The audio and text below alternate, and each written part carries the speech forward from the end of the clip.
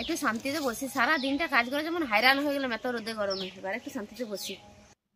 দেখলে ফোনটা আনতে ভুলে গেল, ফোনটা আনলে তো একটু ঘাটা হতো, কটা ভিউজ টিউজ পড়লো দেখতাম ভিডিওগুলোর আগে।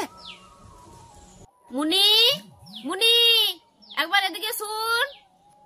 কি জানি বাবা কোথায় যে থাকে ছেলেগুলা, কানে তুলা গুঁজে বসে আছে নাকি কে জানে, ডাকছে একটা সাড়া দেওয়ার প্রয়োজন নাই। কি হয়েছে, এত চেঁচাচ্ছ কেন?